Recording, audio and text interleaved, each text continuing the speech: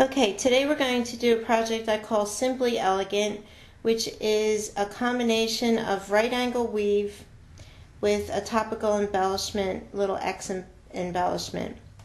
The materials you're going to need are a bead mat or some kind of surface to bead on.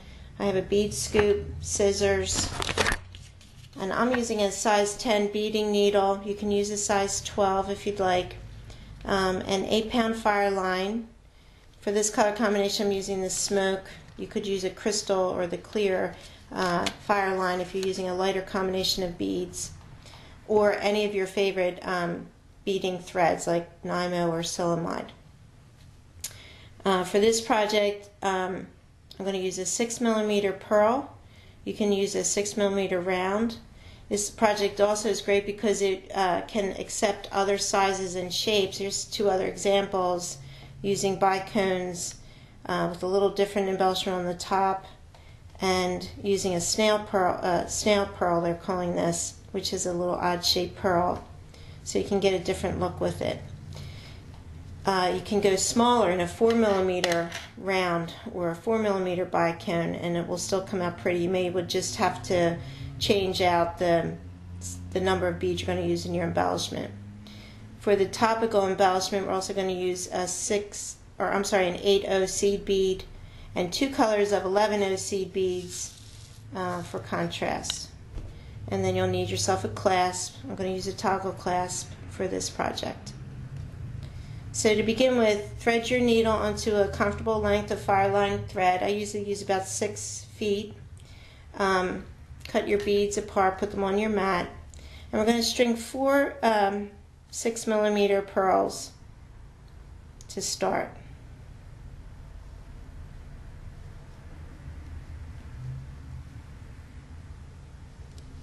And I'm going to pull them down, and I'm going to leave myself about a 10-inch tail because I'm going to use that later to sew on my clasp. Okay, and then you're going to tie the pearls in a circle. So just tie your thread ends together in a double knot.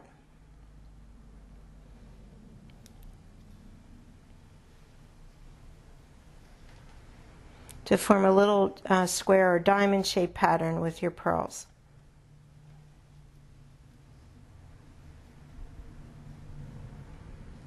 And pull tight. You want them all touching like so. Now I want to get away from the knot, so I'm just going to sew up a couple pearls.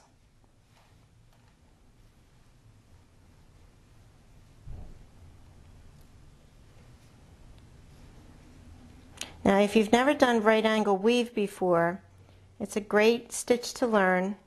We're just going to do a single strand of it today. But the thing to think about with it is, I always like to think of it as a north, south, west, and east bead. We always need, or a top and bottom if you hold it in a diamond pattern.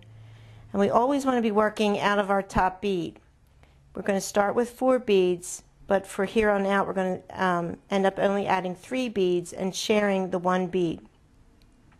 Your needle with right angle weave must always come out the top bead or the north bead. So that's why here's my knot. I sewed up 2 and I'm coming out the top. We're going to add 3 more.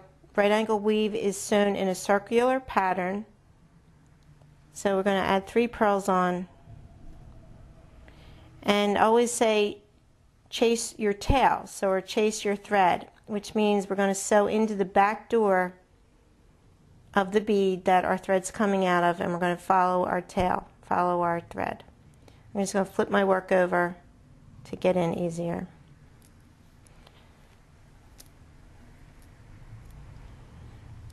Now we have another diamond pattern connected. We want to move up 2 beads. We want to get again to the north bead or the top bead. So I need to sew up 2 beads just with my thread. Pull tight. Remember, always when you're sewing, you want tight, even tension so that your work looks consistent throughout. Okay, so we're going to add another 3 beads.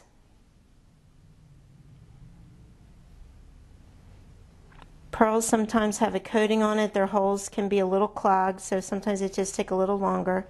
Now my thread's coming out this side of the bead. I'm going to sew in a circle manner, meaning watching where my thread is going, and I'm going to sew in the back door of the bead that my thread's already coming out of. Another diamond pattern developed, and I'm going to move up to the north bead again.